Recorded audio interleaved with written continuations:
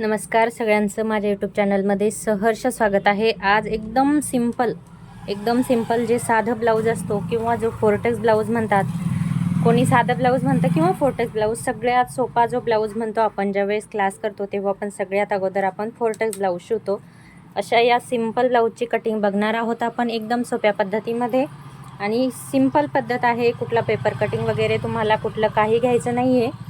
चॅनलला सबस्क्राईब केलं नसेल तर नक्की करा, व्हिडिओला लाईक करा। व्हिडिओ कसा वाटला मला कमेंट बॉक्समध्ये नक्की सांगा। तुम्ही नवीन असाल तर पूर्ण व्हिडिओ बघा आणि माझी कटिंग कशी वाटली मला कमेंट बॉक्समध्ये नक्की सांगा। आता हा इथं या ठिकाणी बघा मी अस्तर घेतलेला आहे, कॉटनचा हा अस्तर आहे आणि हा जसा कट करून आणला तसा डबल फोल्डमध्ये आहे। आता बंद भाग माझ्या साईडला आहे, तुम्ही बघू शकता। आता ब्लाऊजची जी रेडी कंबर आहे ती 30 इंच आहे, तर 30चा चौथा भाग म्हणजे 7.5 इंचावरती आपल्याला इथे एक रेषा या ठिकाणी पॉइंट घ्यायचा आहे। आणि त्याच्यानंतर जो शिलाईचा मार्जिन असतो ज्याला आपण माया पण म्हणतो, मी 2.25 इंच या ठिकाणी घेतली। तुम्ही हवं तर 3 इंच घेऊ शकता, हवं तर 2.5 इंच घेऊ शकता। नवीन नसाल तर तुम्ही या ठिकाणी 3 इंच घ्यायचं। ब्लाऊजची जी रेडी उंची आहे तर ती 14.5 आहे, त्यामध्ये 1 इंच आपल्याला प्लस करायचा आहे म्हणजे वाढवायचा आहे। ब्लाऊजची जी पण रेडी उंची असते त्याच्यामध्ये आपल्याला कंपल्सरी 1 वाढवायचा असतो। आता इथे 14.5 आहे तर 15.5 मी या ठिकाणी टाकून घेते। रेग्युलर ब्लाऊज आहे त्यामुळे 5.5चा आपल्याला इथे शोल्डर घ्यायचा आहे। रेग्युलर ब्लाऊजचं तुम्ही कंपल्सरी 5.5चं शोल्डर घेतलं तरी चालतं। मी या ठिकाणी 5.5चा शोल्डर आखून घेते या पद्धतीने। आता इथे एक पेन स्केलनी मी सरळ रेषा आखून घेते जेणेकरून तुम्हाला लगेच कळेल। हा शोल्डर आहे 5.5 इंचाचा आणि याचा जो आर्महोल आहे तो आपल्याला 6 इंचावरती घ्यायचा आहे। 6 इंचावरती आर्महोल पण तुम्ही कंपल्सरी घेऊ शकता, जर मोठं माप असेल तर 6.5 वगैरे घेऊ शकता। आता ब्लाऊजची जी रेडी जे आपलं चेस्टचं माप आहे, चेस्ट मेजरमेंट आहे तर ते 9 या ठिकाणी आहे। रेडी आहे 9 पावणे 9 पर्यंत आणि आपल्याला पुढे 1.5 इंच शिलाई मार्जिन घ्यायचं आहे। म्हणजे 34 ते 36 मापाचा ब्लाऊज असेल तर तुम्ही हा माप या ठिकाणी टाकू शकता। आता मी इथे 9.25 घेते, जे रेडी साईज आहे आपली ती, आणि समोर मी 1.5 इंच शिलाई मार्जिन घेते। तुम्ही या ठिकाणी 2 घेऊ शकता। आता इथे सरळ स्केलच्या सहाय्याने रेषा आखून घेऊया। आता हा जो शिलाई मार्जिन आहे तो इथे खाली जॉईन करून घेऊ या पद्धतीने। आता बघा आर्महोल द्यायचा आहे, रेग्युलर साईज आहे तर 1.5 इंचावरती आपल्याला या ठिकाणी आर्महोलला छान गोलाकार शेप या ठिकाणी देऊन घ्यायचा आहे। तुम्ही बघू शकता। आता याला मी थोडंसं माझ्या साईडला करते जेणेकरून मला व्यवस्थित गोलाकार शेप या ठिकाणी देता येईल। या पद्धतीने हा जो मार्जिन आहे तो व्यवस्थित आपल्याला गोलाकार शेपमध्ये वरती मिळवून द्यायचा आहे या पद्धतीने। बघा इथपर्यंत हे प्रॉपर मेजरमेंट झालं। कमरेच्या साईडला आपण 3.25 इंच मी या ठिकाणी वाढवून घेतला आहे आणि इथे 1.5 इंच मी वाढवून घेतला आहे। आता बॅकचा जो गळा आहे तो तुमच्या पद्धतीने तुम्ही 8, 9, 10चा जेवढा रेडी पाहिजे तेवढा तुम्ही याला कट करून घेऊ शकता। आता हा जो बॅक पार्ट आहे तो आपला रेडी आहे, त्याची कटिंग मी या ठिकाणी करून घेते आणि याच्यावरच आपल्याला याच पार्टवरून जो फ्रंट पार्ट आहे फोर्टेक्सचा त्याची पण कटिंग करायची आहे। तर सगळ्यात पहिले आपण स्लीव्ज काढून घेणार आहोत। आता इथे आपली परफेक्ट फिटिंग आहे, इथे आपण छोटासा कट देऊन घेऊया। आता या साईडचा जो उरलेला फॅब्रिक आहे याच्यावरती आपल्याला स्लीवची कटिंग करून घ्यायची आहे। तर त्याला बघा, हा आपला ऑलरेडी डबल फोल्ड कपडा आहे, जसा मी अगोदर घेतला होता सेम तसाच। इथे आपण बॅक पार्ट काढला आणि हा जो साईडचा कपडा आहे त्याला असं परत एक फोल्ड करायचा आहे। आणि इथे बघा थोडंसं खालीवर आहे त्यामुळे आपण इथे एक सरळ रेषा आखून घेऊ जेणेकरून आपली जी बाही आहे ती लहान मोठी होणार नाही। 4.25 इंचाची मला रेडी बाही पाहिजे, 4.25 इंचाची पाहिजे तर 5.25 मी या ठिकाणी घेते, कारण की बाहीला कंपल्सरी आपल्याला 1 इंच वाढवून घ्यावा लागतो। 5.25 इंचावरती मी इथे एक लाईन स्केलच्या सहाय्याने लाईन ओढून घेते। आता इथे परत 2.5 इंचावरती आपल्याला एक मार्क करायचा आहे, म्हणजे बाहीला जो आकार आहे तो आपण 2.5 इंचावरती देणार आहोत। ठीक आहे। आता बघा जी आपली चेस्टची फिटिंग आहे त्यामध्ये 1 इंच मायनस करायचं आहे। 8.5 आपली चेस्टची फिटिंग आहे तर 7.5 बघा इथून इथपर्यंत 7.5 इंचावरती मी एक मार्क करून घेते आणि पुढे समोर 2.25 इंच आपण शिलाई मार्जिन घेणार आहोत। आता इथपर्यंत ही आपली झाली परफेक्ट फिटिंग जी आर्महोलची आहे ती। आता इथून ह्याच्यावरती आपल्याला छान असा गोलाकार आकार देत जी आपली स्लीव्ज आहे ती याच्यामध्ये मिळवून द्यायचा आहे। हा आकार बघा, स्लीवचं पॅटर्न एकदम परफेक्ट आपलं रेडी आहे। आता खालच्या साईडला 6 इंचावरती बाहीची फिटिंग आहे आणि 2.25 इंच मी शिलाई मार्जिन घेते। तुम्ही 2 इंच शिलाई मार्जिन घेऊ शकता, मी या ठिकाणी 2.25 घेतलेला आहे। बघा स्लीवची परफेक्ट कटिंग या ठिकाणी रेडी आहे. व्हिडिओ फास्ट होत असेल तर तुम्ही थोडासा बॅक घेऊन बघू शकता. खालच्या साईडचा आकार या पद्धतीने द्यायचा आहे. आता स्लीवची कटिंग आपण लगेच करून घेऊया.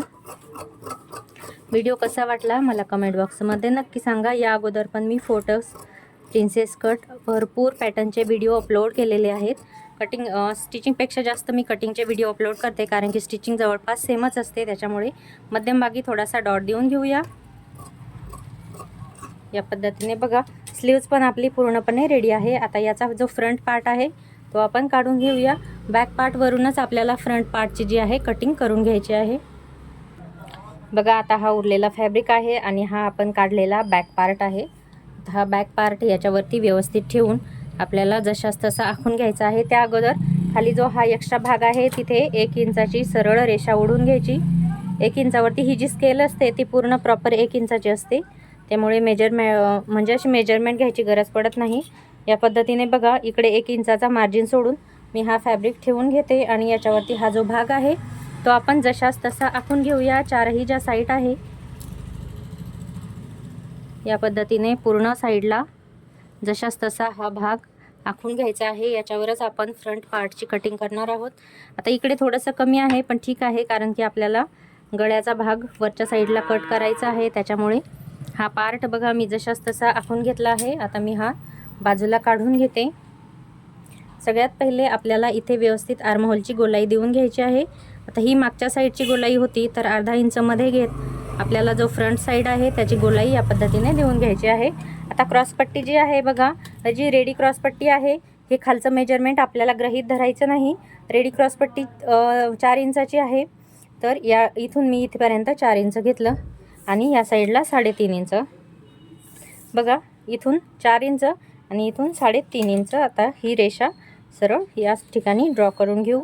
आता त्याच्यानंतर या साईडला आपल्याला अर्धा इंचावरती एक रेषा आखून घ्यायची आहे. ही कशासाठी, तर आपली जी हुक आणि आय बटन पट्टी असते त्यासाठी. तर आता फ्रंटचा जो नेक आहे तो आपण आखून घेऊ. इथे बघू शकता थोडंसं कट झालेलं आहे पण ठीक आहे. इथून पण आपण मेजरमेंट घेऊ शकतो. 2.5 इंचावरती गळा रुंदी मला घ्यायची आहे आणि गळ्याची जी खोली आहे ती 6 इंचापर्यंत रेडी घ्यायची आहे. खालच्या साईडला पण गळा रुंदी 2.5 इंचाची घेतली आहे. आता इथे एक चौकोन आपण आखून घेऊ आणि पाहिजे तो शेप या ठिकाणी तुम्ही गळ्याला देऊ शकता. मी माझ्या पद्धतीने एकदम सिंपल भाषेत तुम्हाला सांगण्याचा प्रयत्न करत आहे. मी ऑफलाईन क्लासेसमध्ये पण सेम याच पद्धतीने शिकवते, त्यामुळे आय होप तुम्हाला कळत असेल. आता हा फोटवर्क ब्लाऊजची कटिंग पूर्णपणे रेडी आहे. तर बघा इथे टक्ससाठी मी 1 इंच वाढवून घेतला आहे आणि इथे फक्त अर्धा इंचावरती आपल्याला टक्ससाठी थोडंसं मेजरमेंट वाढून घ्यायचं आहे. अर्धा इंच, जो की या साईडला आपण जो टक्स देतो त्यासाठी. आता बघा टक्स देण्यासाठी इथून इथपर्यंत 4 इंचावरती आखून घ्यायचं आणि वरच्या साईडला आपण 2.25 इंचाचा एक टक्स घेणार आहोत या पद्धतीने. आणि हा जवळपास 1 ते 1.5 इंचापर्यंत आपण टक्स घेऊ शकतो. चारही साईडचे जे टक्स आहे या पद्धतीने तुम्ही आखून घेऊ शकता, किंवा जर नवीन असाल तर चारही टक्समध्ये 1.5 इंचाचा गॅप ठेवून तुम्ही या पद्धतीने टक्स आखून घेऊ शकता. जसे जशी प्रॅक्टिस होईल तसा तसा अंदाज येत जाईल. प्रत्येक वेळेस मेजरमेंट घ्यायची गरज पडत नाही त्या पद्धतीने. आता हे बघा हा टक्स आपण दोन्हीच्या मध्यभागी घेतला आहे. इथून 4 इंचावरती हा टक्स, पण या साईडला घेताना सरासरी याचा जो अर्धा भाग असतो त्याच्या थोडासा खालीपर्यंत हा या साईडचा टक्स आपला थोडासा क्रॉस असतो, बाकी काही नाही. आणि हे जे 3 टक्स असतात ते तिन्ही पण अर्धा इंचाचे असतात. हा पण आणि हा पण. फक्त जो खालच्या साईडचा जो टक्स आहे तोच फक्त थोडासा मोठा असतो. हा टक्स जवळपास 1 इंचापर्यंत. अदरवाईज हे जे तिन्ही पण टक्स असतात ते अर्धा इंचाचे असतात. चला मी 2 मिनिटात तुम्हाला याची कटिंग करून दाखवते. व्हिडिओ कसा वाटला मला कमेंट बॉक्समध्ये नक्की सांगा. आवडला असेल तर लाईक करा, कमेंट करा. व्हिडिओला अजून सबस्क्राईब केलं नसेल तर नक्की करा, कारण की या अगोदर पण मी भरपूर व्हिडिओ अपलोड केलेले आहेत आणि वेगळ्या पद्धतीच्या कटिंग आहेत. बघा पूर्ण ब्लाऊजची कटिंग मी या ठिकाणी करून घेते. बॅक पार्ट, फ्रंट पार्ट आणि स्लीव्स तिन्ही पार्ट रेडी आहेत. क्रॉसपट्टी आहे, थोडीशी क्रॉस घ्यायची या पद्धतीने. हा जो एक्स्ट्रा शिलाई मार्जिन आहे हा क्रॉसपट्टीला आपल्याला नको असतो. तर बघा या पद्धतीने मी ज्या पद्धतीने स्टिचिंग करते त्या पद्धतीचा परफेक्ट व्हिडिओ मी या ठिकाणी अपलोड केला आहे. चला भेटूया नेक्स्ट व्हिडिओमध्ये.